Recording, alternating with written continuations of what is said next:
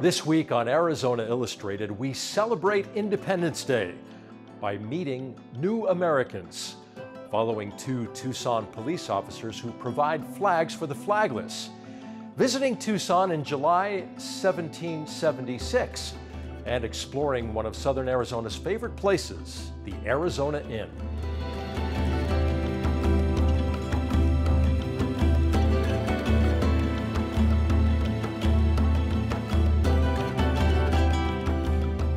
Hello, I'm Tom McNamara, and welcome to Arizona Illustrated. On Saturday, July 4th, Americans will be celebrating the adoption of the Declaration of Independence, a document that expresses ideals of individual liberty as self-evident truths and justify the breaking of ties between the colonies and Great Britain. People from all over the world have immigrated to America throughout its existence, people looking for a new life and for liberty and in pursuit of happiness. We are a nation of immigrants, and each year thousands of new immigrants take the oath of allegiance to the United States at naturalization ceremonies across the country. We attended one recently at the DeConcini Federal Courthouse here in Tucson.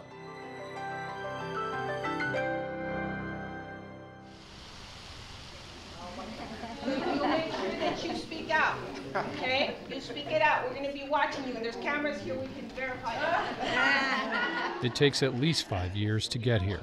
To become naturalized citizens of the United States, these 46 immigrants had to go through a lengthy process that required them to be of good moral character, to understand and speak English, to demonstrate knowledge of U.S. history and the workings of government. It starts with the playing of the Star-Spangled Banner. The people you see here today decided to appear before a federal judge to take their oath of allegiance. All rise for this naturalization ceremony held on Friday, June 19, 2015. The Honorable Judge Frank R. Zapata presiding. Good morning. Thank you. Please be seated. My name is Frank Zapata. I'm a senior United States District Judge, and I have the honor of presiding over this naturalization ceremony. Judge Zapata was born and raised in what he calls a little migrant camp outside of Safford, Arizona, known as Little Hollywood. I wish to welcome all of you. Zapata served in the Federal Public Defender's Office for 20 years, was later selected to be a magistrate judge, and in 1996 was appointed by President Clinton to the District Court bench. I also wish to congratulate and thank the friends and relatives who have supported these candidates in their quest for citizenship. Without your help, they probably wouldn't be here today. Judge Zapata recognizes the candidates and their former countries of citizenship before they swear their oath to the United States. 17 countries are represented in the courtroom today. Today is the last day you will answer the call as a citizen of your former country. From now on, you will answer the call as citizens of the United States of America. I'll call the names out of each countries, and as it's called, please stand so we can acknowledge you. First, we honor the candidate or candidates from Sudan,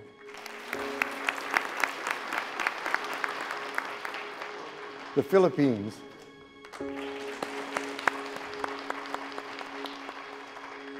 Israel, Somalia,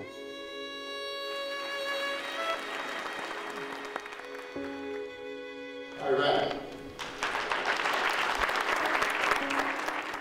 We have people that have come out of Sudan, other places where they leave their country and go into these refugee camps. And basically their life is hopeless in these refugee camps.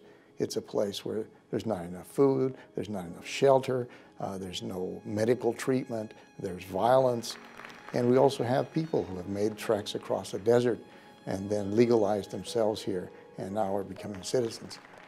There's no end to the stories of how people got here. And every one is more amazing than the last. And Mexico.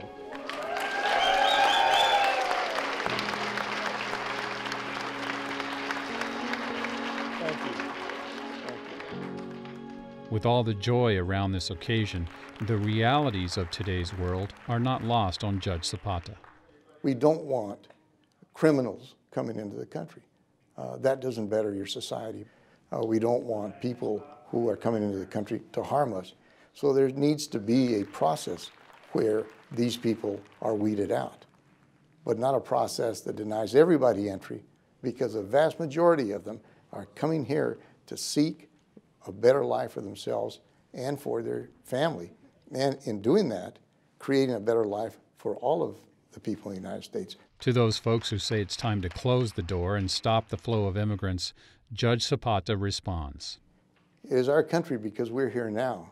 We were and are a country of immigrants, unless you happen to be Native American and you were here before everybody else got here. But there has been wave after wave of immigrants into this country, and every immigrant group that comes in, they come here to better their life. Almost everybody can look back in their family and see someone came from Italy, from France, from Spain, from Mexico, from England, from Ireland, any country you can mention. And in your background, there is that immigrant that came here for a very specific reason, and that was to better themselves. And for these immigrants, Zapata has this message. The moment they take their oath, they're equal to every other citizen in this country, regardless of when that citizen came here. And this is that moment. At this time, the clerk, Ms. Melissa Guzman, will now administer the oath of allegiance. All persons who are taking this oath, please rise and raise your right hand and repeat after me the oath of allegiance. I say your name. Hereby declare on oath. That I absolutely entirely. Renounce and abjure. All allegiance and fidelity. To any foreign prince. I also stress becoming part of what is America. We do have a culture in America. Become part of that. Don't give up your culture from the country you came from, because that's important too. That makes up this whole quilt that we are in America. Don't give up your language. Don't give up your religion. But become an American. Get into America. And then, of course, the most important, register to vote. If you don't vote, you have no voice in this country. You know, and I tell them, hey, America's a great country. But now it's up to you and to me to keep it a great country. So help me God. After the oath, new citizen Georgina Lopito leads everyone in the courtroom as they pledge allegiance to the flag. I pledge allegiance to the flag of the United States of America and to the republic for which it stands, one nation under God. 52-year-old Georgina is from the Philippines. Today, her name carries a special meaning. Thank you. You may be seated. My mom's gave me my name because I was born on February 22nd. It's George Washington's birthday. Named after the man often referred to as the father of his country, Georgina is grateful for this day. I would like to thank, first of all, God and my family and my husband's family, and I'm glad that we are here in America too. I'm the last one. Now they are teasing me that I'm American girl now. Ladies and gentlemen, my fellow citizens, I welcome you to America, and I thank you for coming here.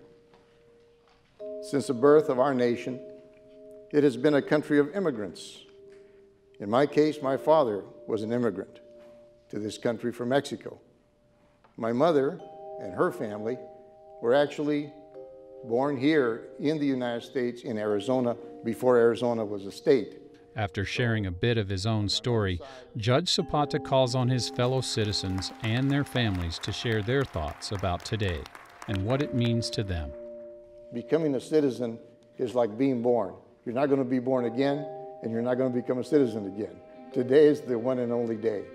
And if you have something that you'd like to share with us, there's a microphone. Come up and share your stories with us. Good morning, my name is Tayana. I'm from Brazil, and it's an honor to be here, to become a citizen of this beautiful country. I want to thank you, my husband, for his support, and all my family that came from Brazil to witness this moment with me. Thank you very much.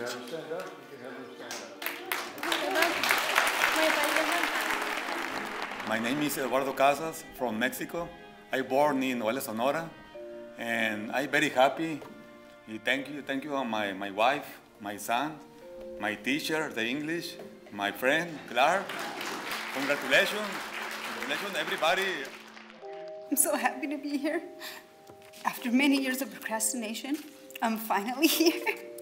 And I'm thankful, very, very thankful to God for that. And I also want to thank my family, my husband, my children, my granny. Thank you guys for being here and for supporting me. I love you guys. Thank you.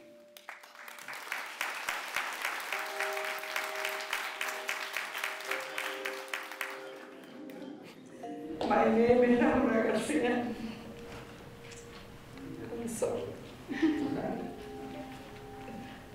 I'm so proud to be over here in this beautiful country, and I love to be here. And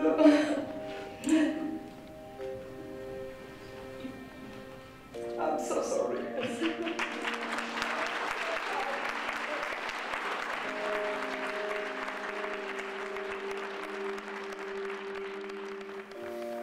Hello, my name is Camila, and I'm here to congratulate my grandpa, Luis Gancio, and I just wanted to say that I love him very much. Thank you.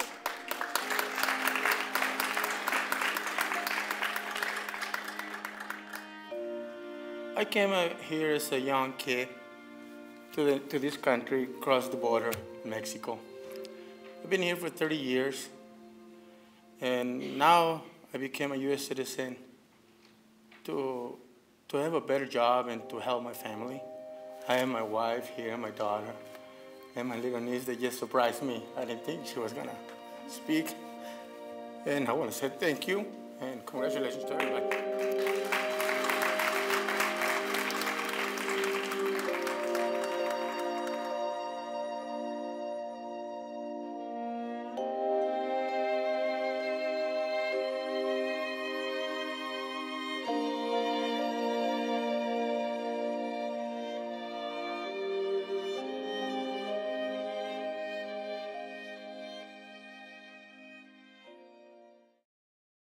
For 239 years, we have celebrated the birth of American independence with parades, fireworks, and more recently, family barbecues.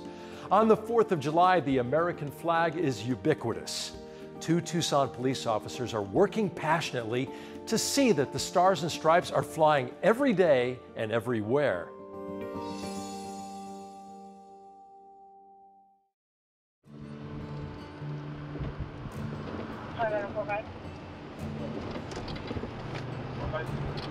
Continue stop forward at 124 West 18th in the parking lot. Reference to burn type stand into a wall. PSC in room. Police officers such as Charlie Foley are expected to pay close attention to their surroundings, become familiar with their neighborhood's features and idiosyncrasies. So what kind of things am I looking for? Things out of the ordinary, things that aren't normal. Officer Foley has been doing this job for more than a dozen years, but while driving in Tucson in 2014, he began observing an additional characteristic in his patrol areas. Something was missing, he figured out. A detail you may not have spotted yourself had you not been looking for it. I start noticing flagpoles everywhere, flagpoles with no flags on them. I counted 32 flagpoles just right within a 2-mile radius of where I was working and where I was at. So Foley came up with an idea. Why not work on getting flags for these flagpoles? Bring back the stars and stripes. They know you're coming. They shouldn't be down there. Foley got in touch with a co-worker on his squad, Officer Brad Clark, and Flags for the Flagless, their newly formed group, was up and flying. That's what we're about. Placing flags back on flagpoles that haven't flown a flag for a number of years. The men do this on their own time, on their days off from the police department as volunteers. Little by little, there are new old glories gracing the city, mostly in older properties where wear and tear had taken their toll. On the 4th of July, an especially significant day for the nation, Foley and Clark visit the home of the University of Arizona's Water Resources Research Center. It's the former headquarters of the Boy Scouts in Tucson, getting spruced up by a new flag. Good? Yes, sir. Tight? Yes, sir, I got it. We're good? All right, ready? Yes, sir. There was patriotism, there was a reason why those flagpoles were put up. Whether it was someone was in the military, the community involvement, the city involvement, the national involvement. I want to bring that back.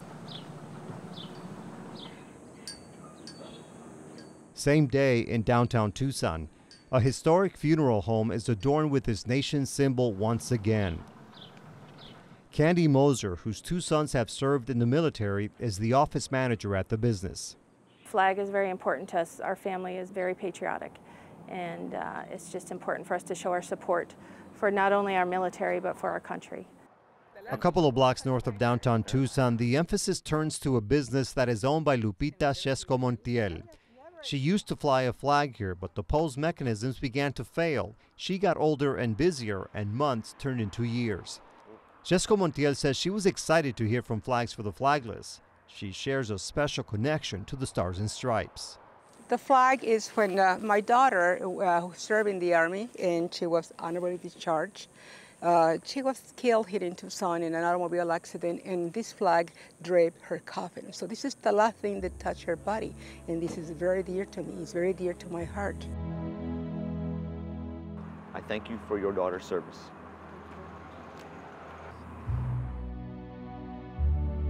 Officer Brad Clark is well aware of military service and sacrifice, for he is also a veteran. Clark served in Army infantry units for 20 years and was deployed twice. I served in Operation Enduring Freedom, and I served during the war in Iraq. When he retired from the Army, Clark decided to continue serving in the civilian world, so he embarked on a new career as a Tucson police officer. I wanted to be a soldier, and I wanted to be a police officer. And fortunately, I've been able to do both of those. I'm very proud of that, actually, and it's very important to me to be able to do that. And Flags for the Flagless is one more mission in his life. September 11, 2014, another historic structure draws attention in downtown Tucson. This time there's a large public gathering at the Chase Bank building to witness the Patriots' Day ceremony involving the flags. Officers Foley and Clark are leading the charge once more. Old Glory has been missing here for decades, but now she's waving again. It represents all of our freedoms, all the opportunities we have here. I mean, it embraces all that. So it's so very important. And every time people drive by, they're going to see these flags. And it moves you. It moves me when I see those flags. It brought a tear to my eye, and it always does. Clark and Foley hope other people are inspired so the use of flags will multiply. This symbol is for everyone, they say, regardless of political party, socioeconomic status, or any other differences we may have. I've asked a lot of people what they felt the flag meant to them. And the usual answers are liberty and freedom. I always add one. I add responsibility to that too. I think we as citizens of this country have a responsibility to this country. And I think that includes to each other. I don't know why the flag has become a political statement. The flag doesn't belong to one group. It doesn't belong to one person or one entity. It belongs to everybody.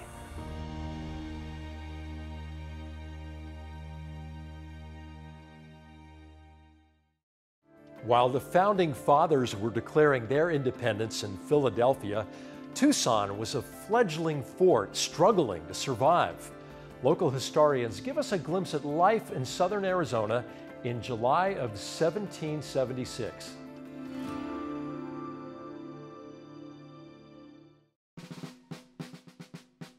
It was summer of 1776 when representatives from the 13 American colonies declared their independence from Great Britain. The story of the United States was just beginning, and more than 2,000 miles away, Tucson's story was beginning too, in an unexpected place. Tucson's story starts in Tubac because the Spanish came up from the south, so there was a whole series of frontiers, if you will. There was one just above Mexico City for a while, and then it made it all the way up to Durango, and then it made its way up to El Paso, which is kind of our region here. So following east-west from El Paso, this was the frontier. And the purpose of the frontier and having these presidios all along here was that it was providing protection for the main silver mining areas of Mexico, which was the cash cow for Spain. In 1775, an Irishman named Hugo O'Connor was tasked with inspecting all of the presidios from Louisiana to California. So he came to Tubac, which had a Presidio fortress, didn't like what he saw, and then he came north to Tucson, which was a Native American village, and decided this would be a great place to build a new fort. The word had come down that this Presidio was to be closed and that the soldiers were to move with their families to Tucson. It must have been wrenching because they had made a home here, children had been born here and things like that. People then have to be a bit like we are, where you don't like change. When the soldiers and their families arrived in Tucson, they found a brand new fort, unfinished and ill-equipped. It must have been short of housing and short of food and short of supplies for a long time. So it took some time to get up to speed, and so it probably was no picnic. It would be grim at best. And I'm sure people were thinking at the time, how did I ever get out here? Because this is really the end of the world.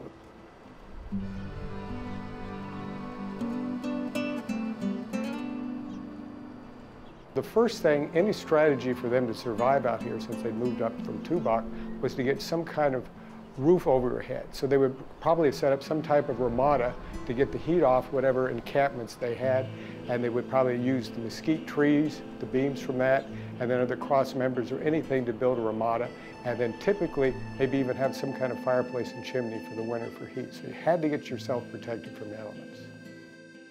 For guidance, these new residents occasionally turned to more experienced Tucsonans. Over at the base of Sentinel Peak, or which now is called A Mountain, was the mission of San Agustin, and there were several hundred O'odham and Pima people living there. And they were a farming community, and then during the hot months they might go off somewhere else to go hunting or gathering wild foods, the materials they needed to make baskets, that sort of thing. Eventually, the newcomers settled into a routine. The soldiers had a variety of tasks. They would go out on expeditions looking to see what was going. They would work on building the fort. They would be guarding the horse and cattle herds from the Apache who liked to visit and borrow a few of those animals every now and then. The women who were here would be washing the clothes down in the canal at the base of the terrace and helping to raise the kids, cooking, grinding corn and wheat on the manos and metates. It was a hard life, but for whatever reason, people stayed here. With life centered on survival, politics weren't a priority. In 1776, there probably wasn't a lot of news trickling in about what was happening in the American colonies. Spain was a traditional enemy of England, so if they heard anything, they would say, oh, well, that's great, because we don't like them. It wasn't until the 1780s that better information about the American Revolution occurred. And they actually raised money here in Tucson to give to the American people to help fight the British. More than 2 centuries later, the U.S. is a dramatically different place, and so is southern Arizona. If you look at where the Santa Cruz is today and all the development, people can forget there was a reason why people settled here and have lived along the Santa Cruz for 4,000 years. Surface flow of water, landscape. In fact, in Father Kino's diary, he talks about in the 1690s that when the birds would fly off the trees in the Santa Cruz riparian area, the sky would darken. This was a lush oasis in the desert, and that's why every group has stopped here and why there were so many contests and conflicts here, because it was a desirable place. And now it's time for Favorite Places, our limited series featuring a local architect's thoughts about their favorite building, place, or space in southern Arizona. For Matt Sears, it's the historic and iconic Arizona Inn.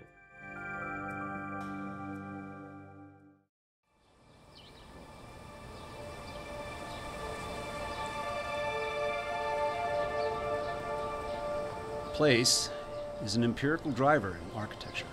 It is a destination, an experience, an emotion, and an attitude. Many buildings in Tucson are simply things to keep the weather out or lockable to protect their contents. They aren't architecture, nor do they bespeak good design. Thankfully, there are exceptions. The Arizona Inn is one of those special places that truly defines a sense of place for me.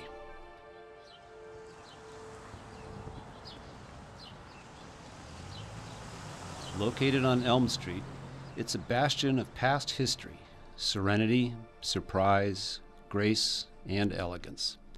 Though certainly not modern in any sense, its design is timeless. It's not just an edifice, but an intricately woven complex of spaces that have fascinated me ever since the 1960s. The Arizona Inn opened in 1930. It was designed by the Tucson architect Merritt Starkweather, who also designed several local schools, as well as homes and El Encanto estates during the 1920s to the 1970s. The Arizona Inn's original owner was Isabella Greenway, who lived from 1886 to 1953, and was also Arizona's first congresswoman in the 1930s. Originally, the inn was 2 miles outside of Tucson, whose population at that time was 32,000 people. Guests would arrive by train, steamer trunks in tow, to spend the winter there. It was a true destination garden cottage resort.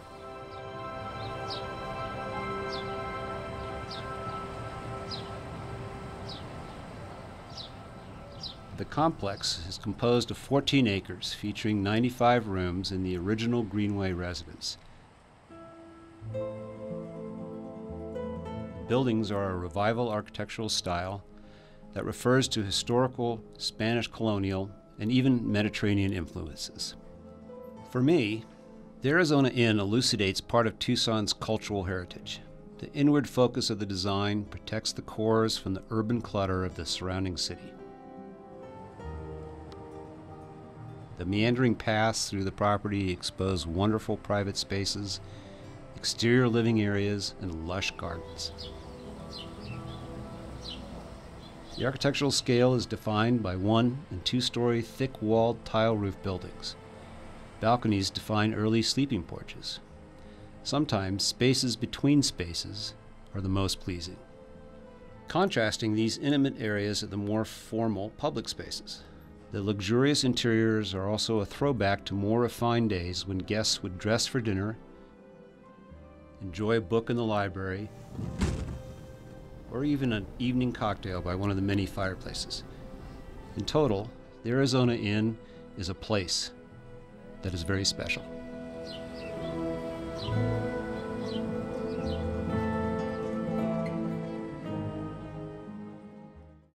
Share your favorite place on the Arizona Illustrated page at azpm.org. Thank you so much for watching Arizona Illustrated. Next week, we'll introduce you to Jude Anderson, who's only 3 years old and has been fighting cancer for half his life. The Spin on Advertising, a back-in-time tour of the Yuma Territorial Prison, and our favorite place, the Cushing Street Bar Courtyard. I'm Tom McNamara. See you next week.